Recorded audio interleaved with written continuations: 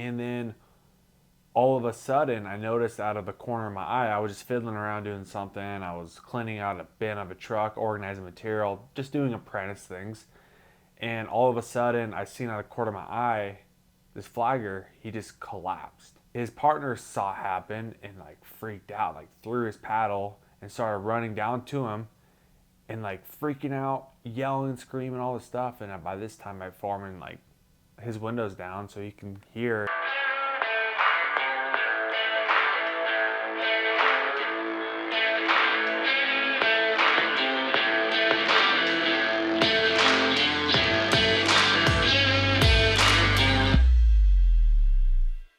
Today I want to make a video kind of explaining this thing called CPR, cardiac pulmonary resuscitation, and first aid. CPR first aid certification is something you will have to get if you want to get into a lineman apprenticeship. I don't know about other trades. Regardless, your CPR first aid certification is great for really any area of life.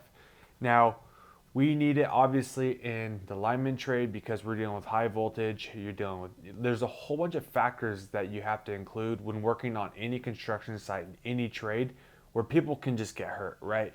And by having and knowing what CPR and first aid is and how to administer CPR and do first aid is going to help you really in any area of life. Even just if you're in the mall parking lot and somebody falls down, you can administer CPR first aid. With the Good Samaritan Act, you're able to do that, especially if they're unconscious and unresponsive.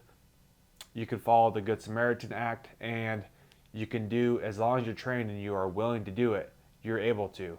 So I want to just hop in and just explain kind of the importance of CPR first aid. So, quick story time. When I was a fourth step apprentice, it was a hot summer day up in Oregon, and we were working on this road. It was a T. I was a four-step low apprentice on the ground. Journeyman and the hot apprentice were up in the bucket working, and my foreman was in the truck doing paperwork. And we had flaggers out on the road because we were working on a little side street. It wasn't busy at all or anything, but it was in a neighborhood. Regardless, you still gotta have flaggers. So the one flagger that was on my end, and there was another flagger on the other end next to the intersection, the T section. And then all of a sudden, I noticed out of the corner of my eye, I was just fiddling around doing something. I was cleaning out a bin of a truck, organizing material, just doing apprentice things. And all of a sudden, I seen out of the corner of my eye, this flagger, he just collapsed. His partner saw it happen and like freaked out, like threw his paddle and started running down to him and like freaking out, yelling, screaming, all this stuff. And by this time, my foreman, like, his window's down so he can hear, and he's looking, he's like, what's going on?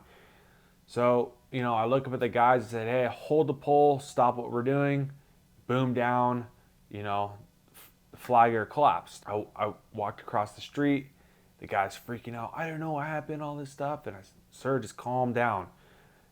This was one thing that I realized in emergency situations when there's some sort of health emergency, something like that, people like to freak out. So one thing that you need to do is try to keep your calm, because if you're freaking out, that's going to cause someone else to freak out, and then the freak out just like trickles across everybody.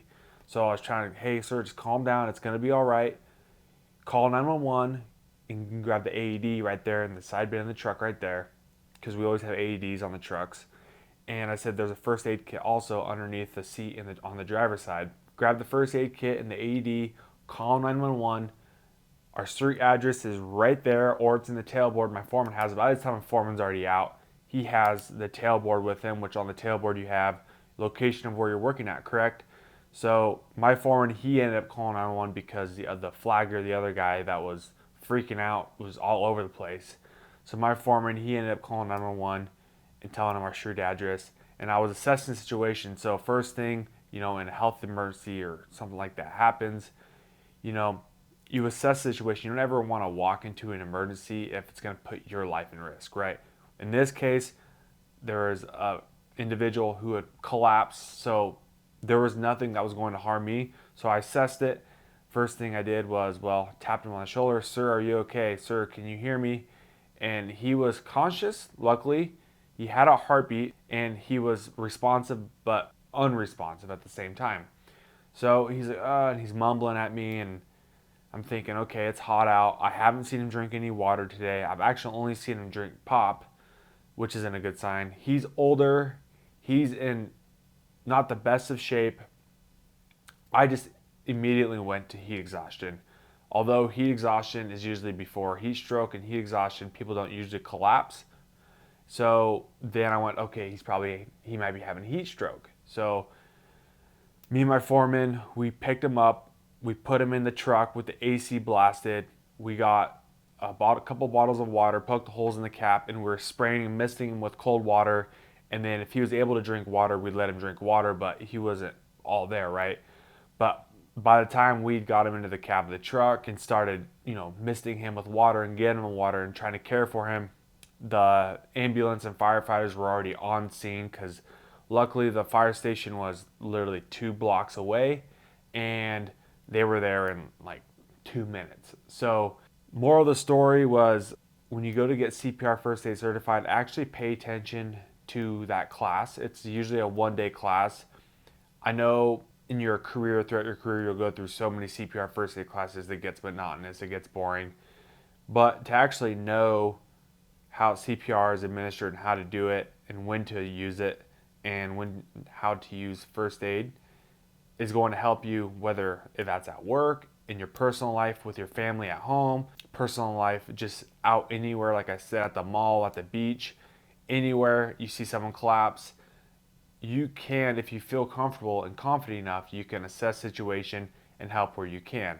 Now, obviously, you're not some PhD doctor and things like you're not administering surgery, but you can administer CPR and first aid if you feel confident and you know that you can. So, first aid CPR is a great certification to have, even if you don't need it at work. But I would say, even if you want to go work in any trade, I would say spend the time and invest the $100 or however much, I can't remember how much it costs exactly to get CPR first aid certified, because hey, that makes you somewhat of a valuable asset out on a job site. I also wanted to note that if you want to get your CPR first aid certification, you can actually go to your local fire department or police station, even some hospitals or like nursing clinics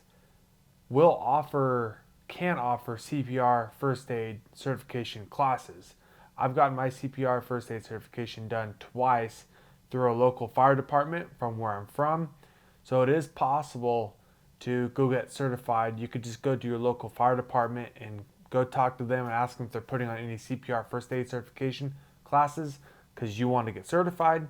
And sometimes they offer those classes free of charge, or $50 or whatever they would charge. But either way, you can also look for that opportunity as well, so you don't have to necessarily go. You can always just go on the internet and search up CPR first aid classes around you, and you can get certified like that. Like I said, also I just want to point out opportunity that you can go to a fire station or sometimes a clinic of some sort or a police station and see if they're going to offer any classes. So that is something that is also a possibility to get your CPR first aid certification. If you're looking into wanting to get it, there's that for you.